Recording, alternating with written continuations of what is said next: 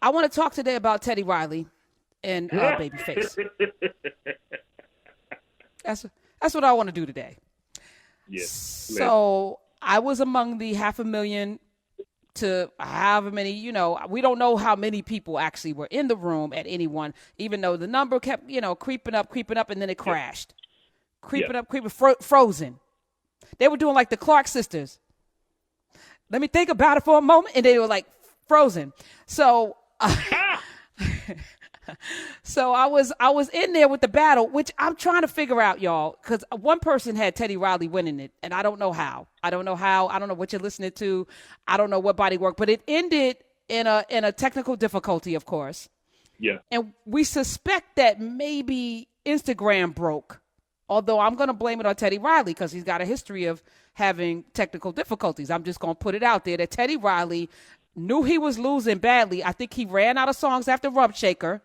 After Rump Shaker, he didn't have nothing else left. And then magically, before that, the chord, he couldn't find the chord. His computer was dying. There was all of these things happening. And then right after Rump Shaker, I heard him say, I think this is it. And Babyface is like, I didn't even get to wait in the exhale yet. No. I got about 100 more. I got 100 more songs. Where you going? I knew Teddy Riley was gonna accidentally on purpose shut that shit down as soon as Babyface pulled out the guitar. Babyface reached down, pulled out the guitar.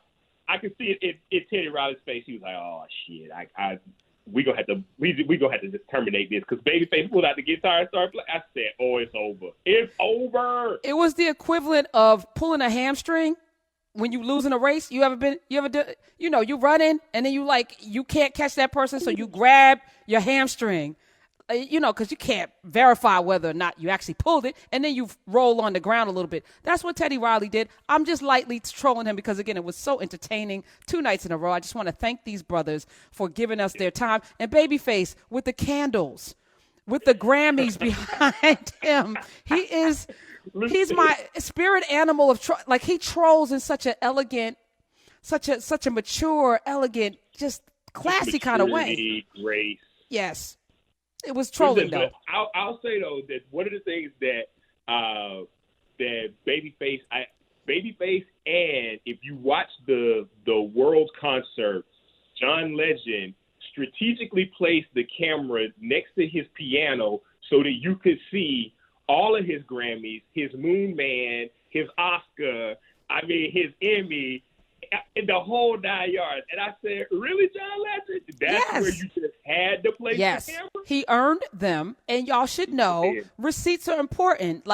And I don't even know how that became a battle because on paper, it didn't make any sense to me that this was any competition. Now, Teddy Riley has some good songs, but when he played the remix to Janet Jackson,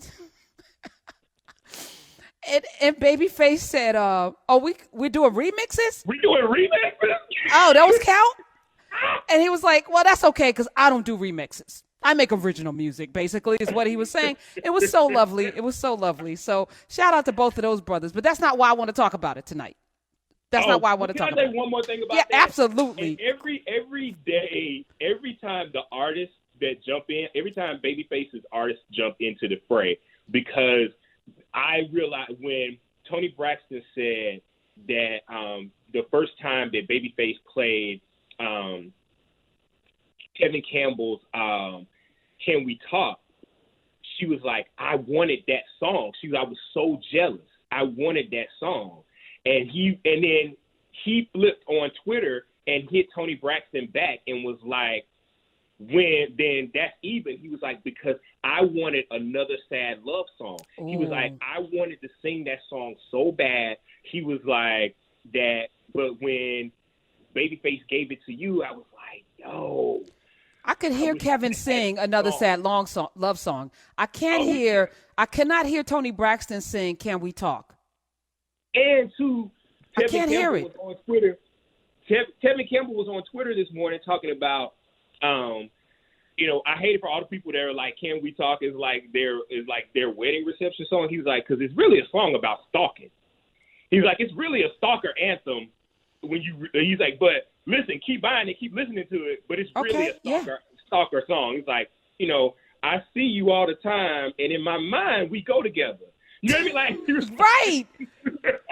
Oh. I listened to the words in my head for like about 5 to 10 minutes, and I was like, "Yo." Okay.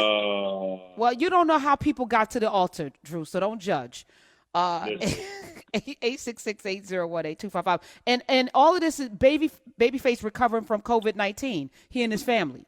So you know that he actually had it and recovered from it, which is crazy, right? Did you know that?